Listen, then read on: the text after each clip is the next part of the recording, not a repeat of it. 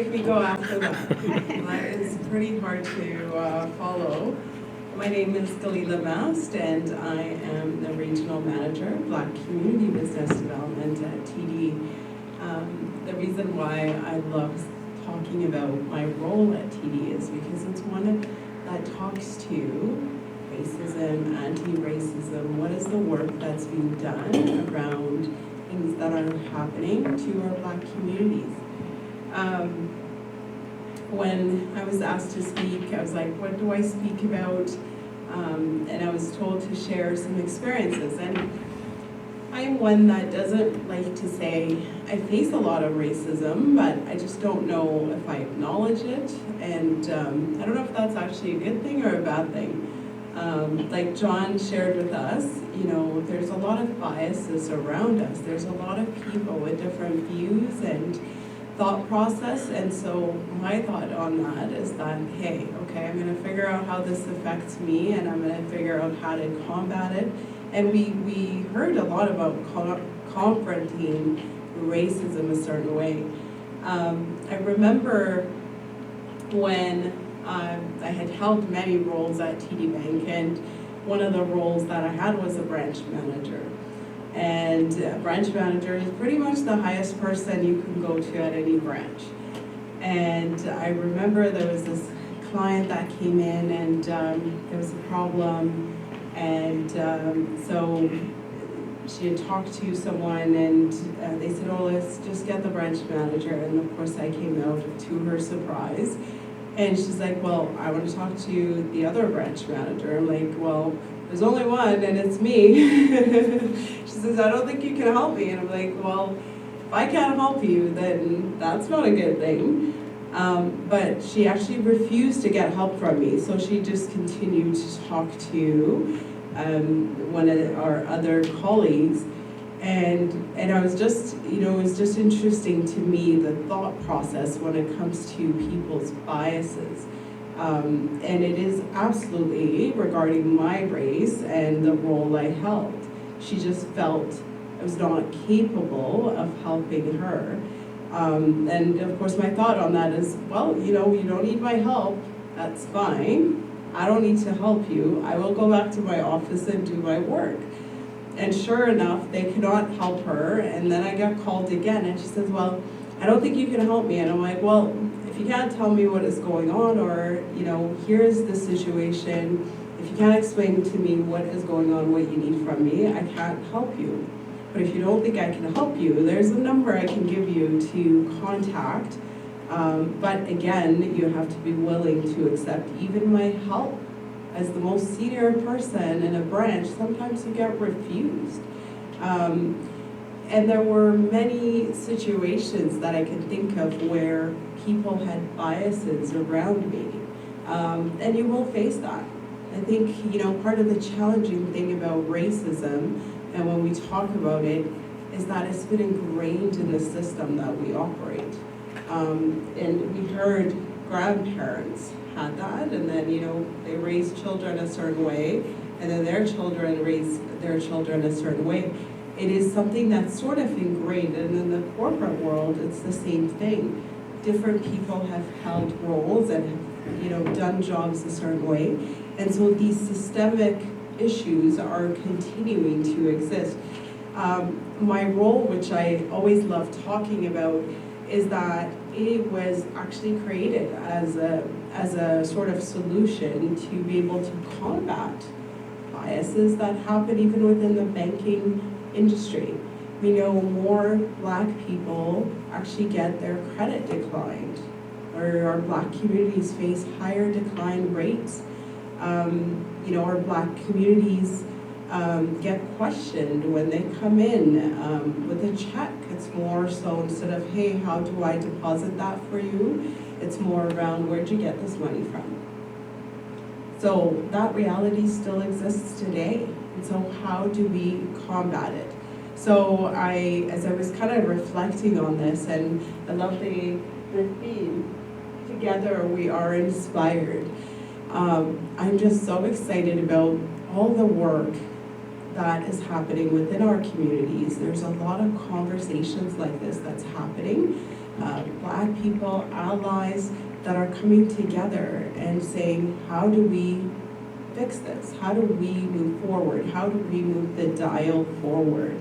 So when we think about understanding racism, it's about the history.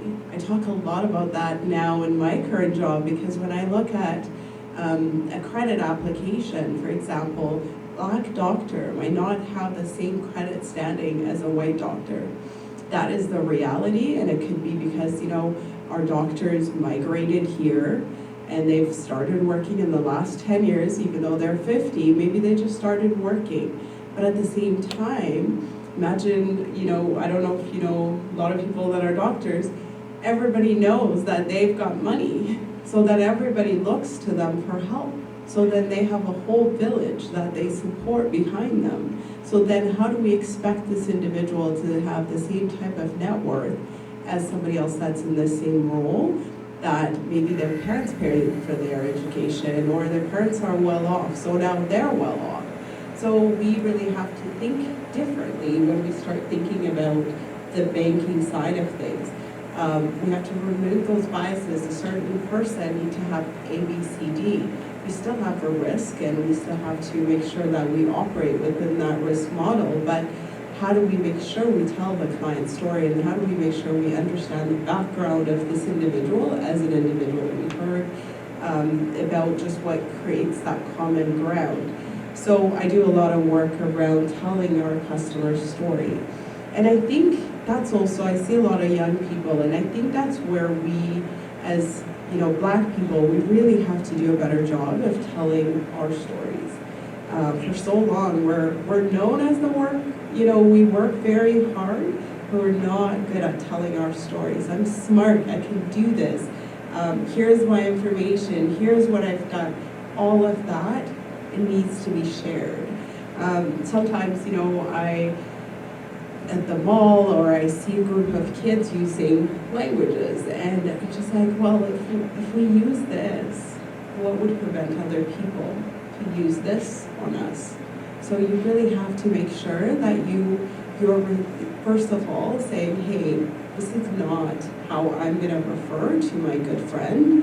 This is not how I'm gonna refer to someone else, because then I don't have the appetite to accept someone else calling anybody. So being able to speak up against it, that means you also have to respect the words and, you know, the things that we're saying about one another. It's not okay to use it against each other, but it's not okay to use it on, you know, for other people to use it on us. So really being able to tell our story and really stand up against it. So promoting anti-racism, I think that requires a lot of work on Black people, unfortunately, but we also need a lot of our allies to stand up here and say, here's the work that we're doing. We need to work with people, because you know what, it is a journey. It's a conversation that's being had more and more. We need to do a much better job of just continuing to promote and continuing to stand up against it in each of our fields. Like I said, TD has taken this step to create a support system for the Black community, because we know this is a real problem that's happening in the community. Every single company should be doing the same thing. Unfortunately, not everyone is on the same journey. For example, I was at an event yesterday, and I seen a big poster with one of my friends on it, and I was really excited because I was at this gala, and I said, oh my gosh, she must be here, because your poster with your picture on it is here. And she says, what are you talking about? And I said, well, I'm at this event, are you here? And she's like, no, I'm not. And I'm like, how is it a company who's got probably 4 tables or 2 tables, 3 tables full of people couldn't even invite the person that's on their poster that lives right here in Calgary? So again, there's a lot of tokenism that's happening as well. So we need to make sure these things are something that we talk about all the time. So when our companies or where we work is not doing the right thing, we need to actually speak up. We've heard about being able to speak up, tell our story. help people along this journey of understanding what are some of the things that need to happen so that we can see a better future for our kids.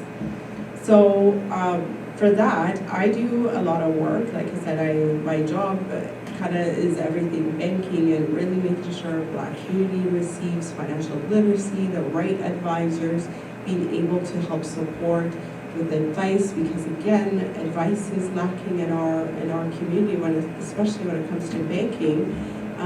We don't have it. We don't have financial literacy. So I spend a lot of time supporting our communities with financial literacy. And so it is the work that we do that matters, whichever industry that we're on. One of the other things that I am super passionate about is really making sure that our youth are mentored. When I moved here at 15, I didn't know any professionals. We really didn't have a lot of professionals. I'm Ethiopian, and when I was going to university, I was one of the only ones that was going to university, even in my community.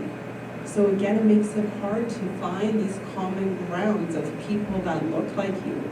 When I was in banking, I didn't have people that look like me. Whereas now, there's so many of us. There's so many leaders. So it's looking to those people and saying, can I help get you to tell me how you got there? Being proactive about our own development, but also for professionals. My biggest ask always is be proactive in providing that support for the younger generation, because it's not always so easy to come up to people and say, hey, how did you get there? Or what is it that I can do to be like you, or to make it in life, or to be successful in whatever career that I've chosen. So a big ask that I have when we start talking about anti-racism or racism, it's actually creating community. We heard a lot about that community. We are now expanding community of professionals, many people that do different things. How do we bring these individuals together to make sure that our youth are not heading in the wrong direction, but are in the right direction, but also feel very much supported to do anything that they want to do. So I spent a lot of time in the mentorship space as well, and just really being, creating that community that allows us to develop, that allows us to be able to teach, that allows us to be able to really move that dial forward and not just stay in the same point of just talking about it. I had a friend actually that said,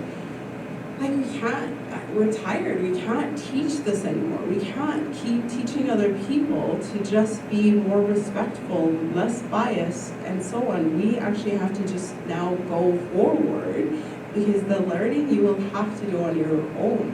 And that's okay too, because a lot of people have done a lot of work to make sure that people are educated when it comes to bias and racism. I work at TD, like I said, and we have manuals and education courses that is actually provided to employees. So technically, really people have the ability to learn. So that shouldn't be a burden on me to teach people how to be humans and treat humans exactly the way they need to be treated. So, there's different journeys that people go on. So again, everyone is in different space, and just making sure that we are doing what we can to continue to advance, to continue to do the work that's required to make sure that this is a better place for our children. I would have to say that is what I wanted to say today. I guess, to just summarize, we really need to understand it. Understanding starts from the basics of, does it even exist? And it does. I can't tell you how many people said to me, why is there a regional manager focused on Black community? Why is that required? Is that not racism? Is that not reversing racism? That's what I've actually heard.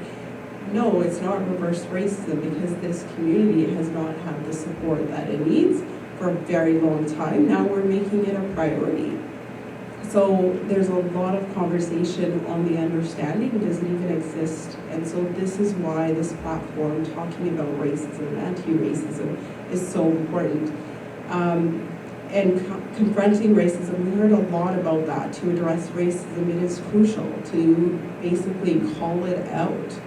We need to be the one that's calling it out if something unjust or something that doesn't make you feel comfortable. We need to speak out, and we need to call it what it is and just say this is how, because it is a feeling. We've heard that too. It's a feeling that you get. Somebody is mistreating you, and that needs to be called out, whether it's in the corporate world or schools, or in jobs or friends or community. It needs to be called out. Promoting anti-racism just requires us all to put in the effort in whatever capacity, and we need allies. Like I said, there's a lot of work that's being done. We need a lot of people to support us to make sure that the dial is moved forward. And then just continuing learning. And as we learn more, then we create more programs around it. We create more support. So just continuing to learn on both the ally and the community side just allows us to be able to address different things differently. Thank you so much for this, and I really appreciate it. If anyone has a question, I am here.